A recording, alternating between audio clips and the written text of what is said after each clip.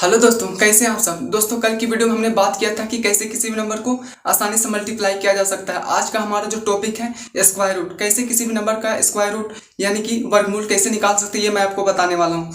जितना जितना हो सके मैं आपको शॉर्ट करके बताने की कोशिश करूंगा। बस आप वीडियो के अंत तक बने रहिए और समझने की कोशिश करिए। तो चलिए शुरू करते हैं।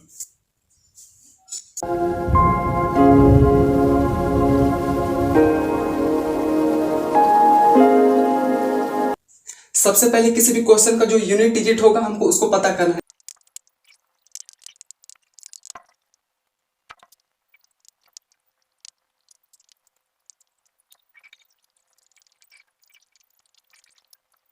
तो दोस्तों, अब ये इसको पूरा आप देख सकते हैं।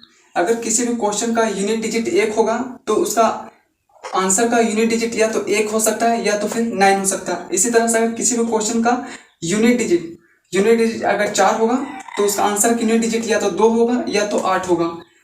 किसी भी क्वेश्चन का इसी तरह से 6 होगा तो उसका 4 8 6 होगा, 9 होगा तो उसका 3 और 7 होगा। ये कैसे आया मैं आपको बताता हूँ।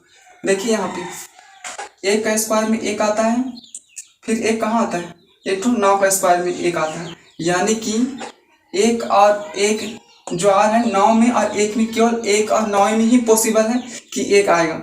तो इसी तरह से 4 का भी देख सकते हैं। किसी भी क्वेश्चन का अगर यूनिट डिजिट 4 होगा तो 4 कहाँ कहाँ आ सकता है। 4 एक 8 में आ सकता है, 4 यहाँ पे है और एक 4 यहाँ पे, एक तो 2 में आ सकता है और एक 8 में आ सकता है। तो चलिए अब हम लोग क्वेश्चन सोल्व करते हैं कि कैसे इसको बनाया जा सकता है। देखिए, क्वेश्चन का यूनिट डिजिट अगर 1 है, तो अगर क्वेश्चन का यूनिट डिजिट 1 है तो आप यहाँ पे 2 का पेयर कीजिए। 2 का पेयर करेंगे।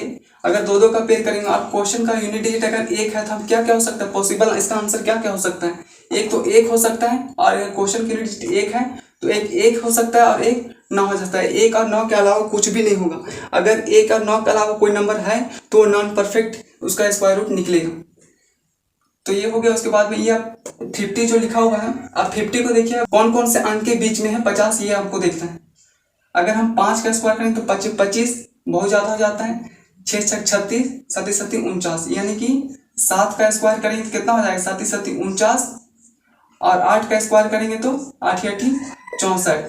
और ये जो 50 है, 50 यहाँ पे होगा, 50 यहाँ पे होगा। सबसे पहले आपको 7 तो लिखना ही लिखना है। 7 इसको आपको लिखना ही लिखना है। उसके बाद ये 50 जो है, 50 किसके निकटतम है, 49 के या 64 के। देखने से पता चल रहा है कि 50 49 के नजदीक है, इसके नजदीक है। अगर ऊपर वाले के नजदीक है तो यानी कि ये हो जाएगा 1 हो जाएगा। 50 जो है 49 के नजदीक है तो इसका आंसर क्या हो जाएगा, 1 आ जाएगा। तो यानी कि 50 और 41 का वर्गमूल हम निकालेंगे तो कितना आ जाएगा, 71 आएगा। उसी तरह से इसको देखिए 79 और 21 है। तो अब 2 का पेयर कीजिए। 2 का पेयर करेंगे। क्वेश्चन में अगर यूनिट डिजिट 1 है तो आंसर का यूनिट डिजिट क्या होगा, क्वेश्चन का यूनिट डिजिट 1 है तो आंसर का यूनिट डिजिट क्या हो सकता है, 1 और 9 ही हो सकता है। तो क्वेश्चन का यूनिट डिजिट अगर 1 है तो आंसर का यूनिट डिजिट 1 और 9 होगा। तो अब देखिए 79 जो है किसी कौन कौन से अंक के स्क्वायर के बीच में। तो हम यहाँ पे देख सकते हैं कि 9 9 81 हो जाता है, और 8 से 8 8 64, यानी कि 8 का स्क्वायर करेंगे तो 8 8 64, और 9 का स्क्वायर करेंगे तो 9 9 81। अब 79 को हम यहाँ पे लिखेंगे। ये फर्स्ट वाला हमको 8 तो लिखना ही लिखना है। फर्स्ट वाला 8 को हम लिखेंगे ही लिखेंगे। फिर 79 को देखिए किसके निकटतम, 81 के या 64 की। देखने से पता चल रहा है क्यों, 79 के बाद 2 अंक के बाद आता है 81, यानी कि इसके निकटतम है, यानी कि ये हो जाएगा 89। यानी कि 79 21 का वर्गमूल निकालेंगे तो हमको कितना प्राप्त होगा, 89 प्राप्त होगा। उसी तरह से इसमें देखिए 46 24 का। अगर किसी भी क्वेश्चन का यूनिट डिजिट अगर 4 होगा तो आंसर का यूनिट डिजिट क्या होगा, आपको इसको याद करना ही पड़ेगा। इसके अलावा कोई सॉल्यूशन नहीं, आपको इसको याद करना ही पड़ेगा। अगर आप इसको याद कर लेते हैं तो आसानी से इसे आप सोल्व कर सकते हैं। अगर क्वेश्चन का यूनिट डिजिट अगर 4 होगा तो आंसर का यूनिट डिजिट क्या हो सकता है, या तो 2 हो सकता है या तो 8 हो सकता है। 2 ही पॉसिबल, इसके अलावा कुछ भी नहीं हो सकता है। तो हम अगर क्वेश्चन की यूनिट डिजिट अगर 4 है तो आंसर की यूनिट डिजिट या तो 2 होगा या तो 8 होगा। 2 होगा या तो 8 होगा। हम 2 का पेयर करेंगे, 2 का पेयर करेंगे। उसके बाद ये 46 को देखिए किस कौन कौन से अंक के निकटतम है, कौन कौन से अंक के स्क्वायर के बीच में है। अगर हम देखेंगे 5 से 25 कम हो जाता है, 6 से 6 6 36, 6 से ठीक है, 6 से 6 6 36, और 7 का स्क्वायर हम करेंगे तो कितना हो जाएगा, 7 ही 7 ही 49। अब देखिए कि जो 46 है इसको 46 को यहाँ पे लिखिए, ये फर्स्ट वाला 6 तो होगा ही होगा, ये फर्स्ट वाला 6 होगा ही होगा। और फिर जो 46 है किसके निकटतम है, 36 के या 49 के, देखने से पता चल रहा है कि ये 49 के नज़दीक है।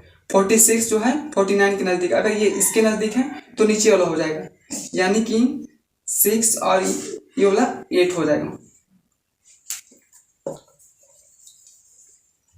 49 के नज़दीक है 46, तो कितना हो जाएगा इसका आंसर, 6 का 6 तो होगा ही होगा, और ये नीचे वाला के नज़दीक है तो ये नीचे वाला ये हो जाएगा 68, यानी कि 46 24 का हम वर्गमूल निकालेंगे तो हमको कितना प्राप्त होगा, 68 प्राप्त होगा।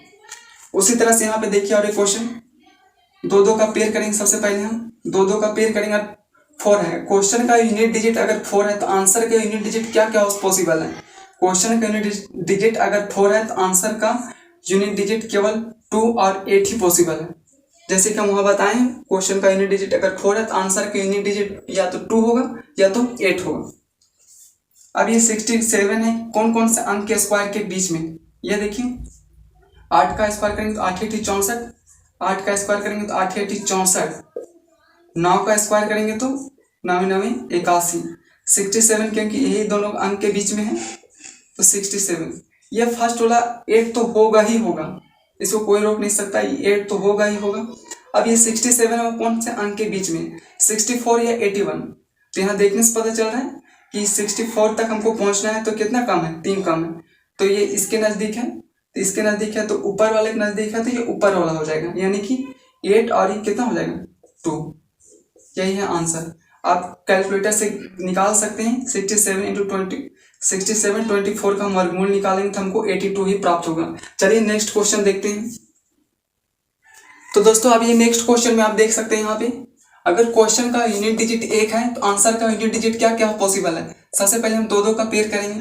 अगर क्वेश्चन का यूनिट डिजिट अगर 9 है तो आंसर का यूनिट डिजिट क्या क्या पॉसिबल है, या तो 3 हो सकता है या तो 7 हो सकता है, या तो 3 हो सकता है या तो फिर 7 हो सकता है। अब हम 75 को देखेंगे। 75 कौन कौन से अंक के स्क्वायर के बीच में है ये देखना है हमको।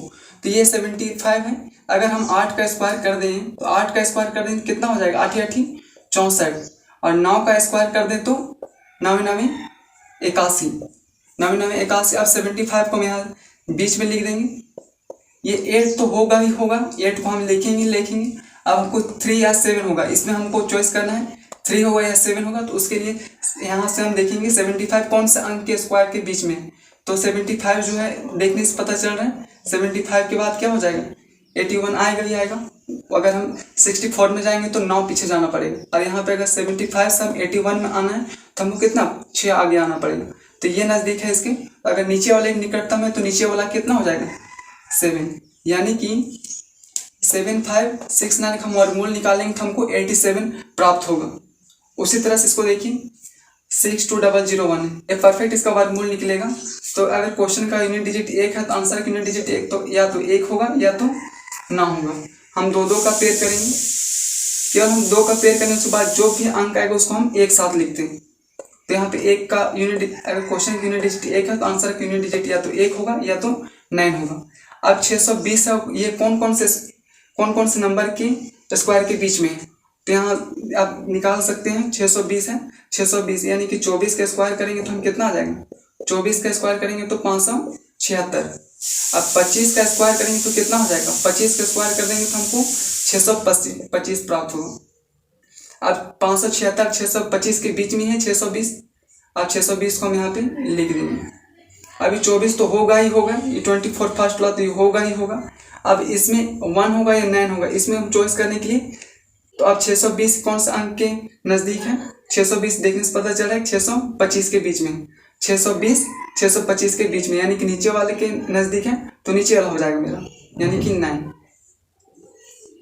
249 इसका हो जाएगा। 6001 का वर्गमूल निकालना चाहें तो हम 249 होगा, इसका ऐसे निकाल सकते हैं।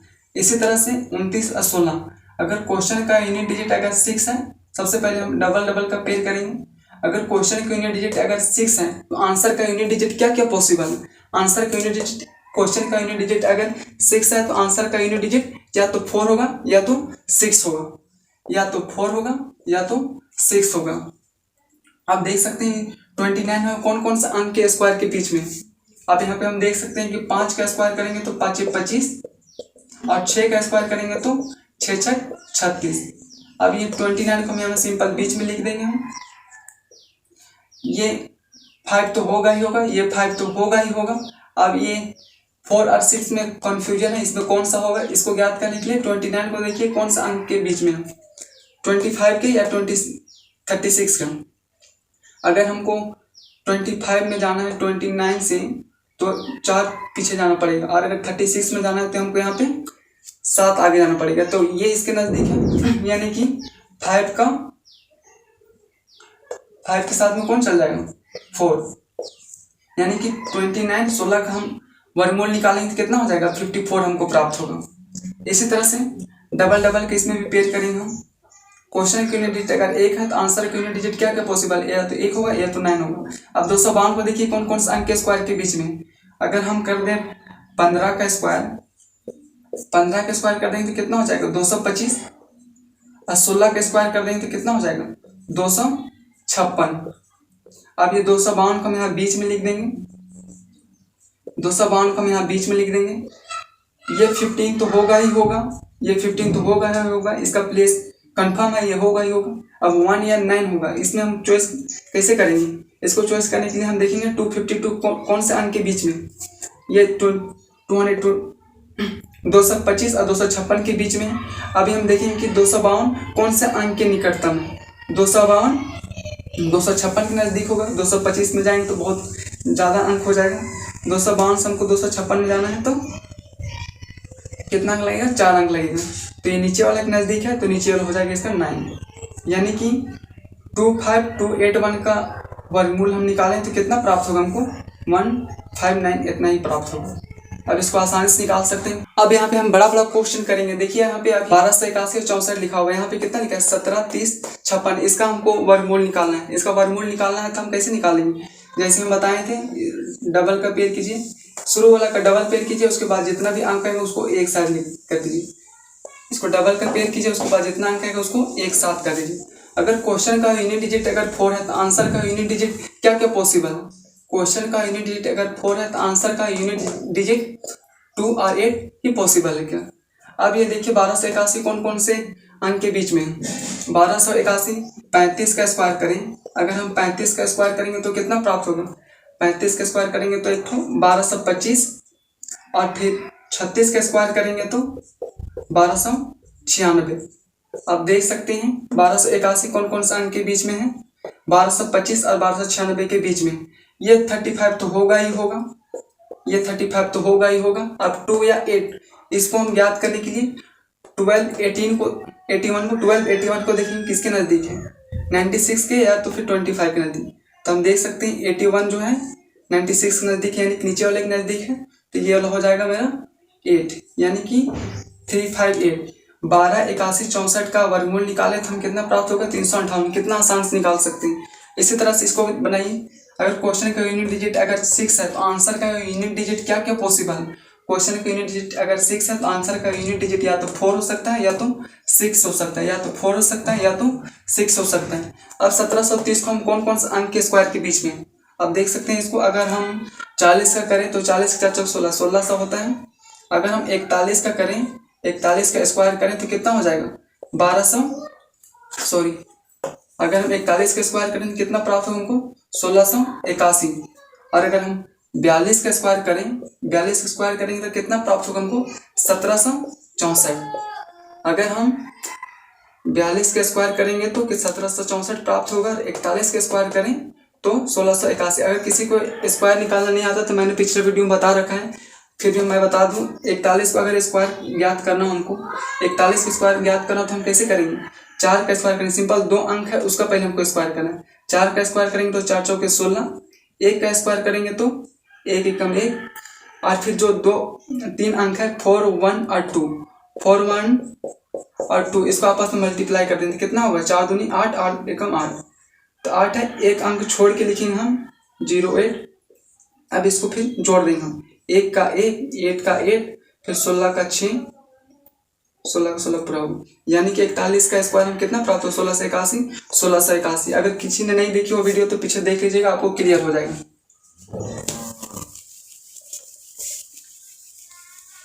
अब यहाँ पे 1730 है, वो 1681 और 1764 के बीच में है। ये फर्स्ट वाला 41 तो होगा ही होगा, ये 41 तो होगा ही होगा। उसके बाद में हमको 4 होगा या 6 होगा, इसको हमको चॉइस करने के लिए क्या करना पड़ेगा, 1730 है वो कौन से अंक के बीच में, 1730 है 1681 के बीच में है या तो फिर 1764 के बीच में। तो यहाँ से देखने से पता चल रहा है 1730 जो है ये नीचे वाले के, यानी कि 1764 के बीच में, यानी कि नीचे वाले के नजदीक है, तो नीचे वाला मेरा हो जाएगा 6, 416।